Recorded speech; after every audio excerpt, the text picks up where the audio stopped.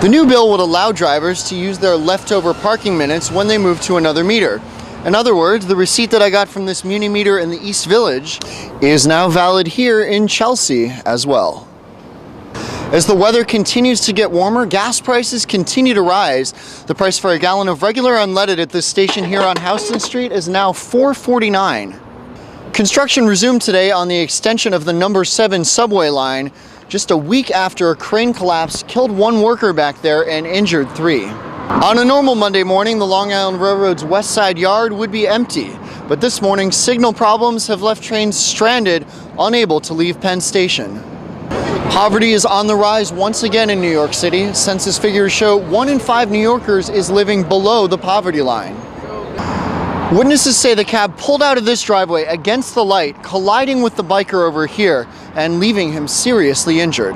Today is move-in day here at NYU, a pivotal moment for any incoming freshman. But with the cost of attendance pushing $54,000, getting here is half the battle. As yet another school year starts at New York City's colleges and universities, parents and students are finding themselves digging even deeper into their pockets. Tuition around the city is at a record high. It's very, very tough. It's a big number. It's incredible. The cost to attend Columbia is now roughly $53,800, NYU $53,600. Grace Garfunkel is an incoming freshman, and she knows she is one of the fortunate ones. I know a lot of people that definitely wouldn't be able to pay, I guess, over $200,000 in 4 years, and it's sad because they're smart and I think everybody should have the same opportunity, but unfortunately they can't.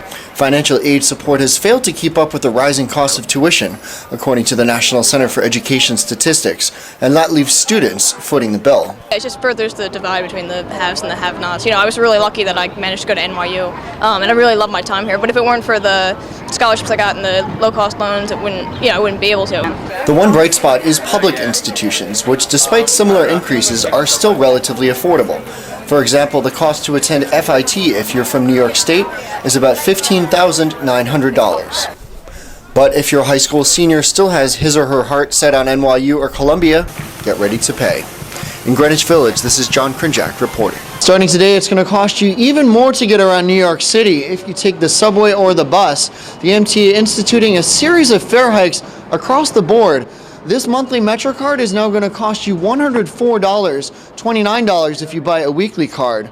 This rate hike is the third in 3 years and has many strap hangers fuming. It's pretty ridiculous, actually. $104 they want from us monthly for a subway system that's not even functioning flawless.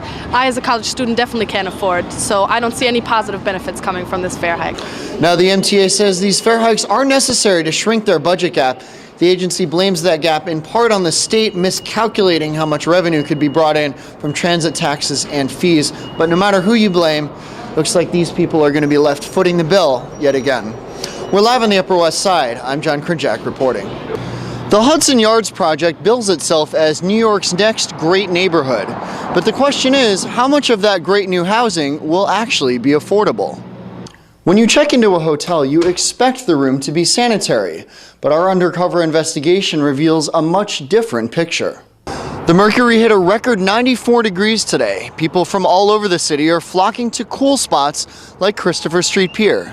The town of Manchester has just signed an agreement to purchase this property here, the Parkade, which used to house a Stop and Shop, a Bradley's, and behind that a Marshall's. But if you take a look here behind me, it's just storefront after vacant storefront these days. It's become one of the most blighted properties in town, and now finally the town wants to do something about it and redevelop it. Before the Parkade redevelopment plan can begin, there are a series of public hearings that must take place to see what residents think about the idea and to determine how best to utilize the space. In addition, the town must conduct a series of environmental tests on the property. One reason why these environmental tests are seen as so important is right across the street. The Speedy Muffler building is on the site of what used to be a garbage dump. That building, now abandoned as well, is actually sunken into the ground as a result of what's underneath. On that same lot, the town has also found evidence of oil spills. Nothing hazardous is suspected on the Parkade property, but the town isn't taking any chances. In Manchester, this is John Krinjak reporting. Police have a man in custody tonight in connection with the brutal murder of a TV journalist here at this Times Square hotel. Police found the body of Carlos Castro, a prominent Portuguese journalist, in his room at the Intercontinental Hotel, recently opened just behind me. A concerned friend of the 65-year-old Castro contacted hotel security on Friday. Hotel workers found the body around 7 Friday night in a room on the 34th floor. Castro was pronounced dead at the scene. Now, investigators believe Castro and his partner, 20-year-old model Renato Seabra, got into a heated argument that turned deadly. Hotel guests had reported hearing fighting coming from the room.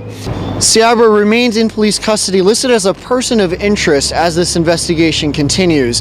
This is the second recent slaying at a posh Manhattan hotel in less than a month. The last incident was at the Soho House down in the Meatpacking District. For now, we're live in Times Square. I'm John Krinjak reporting.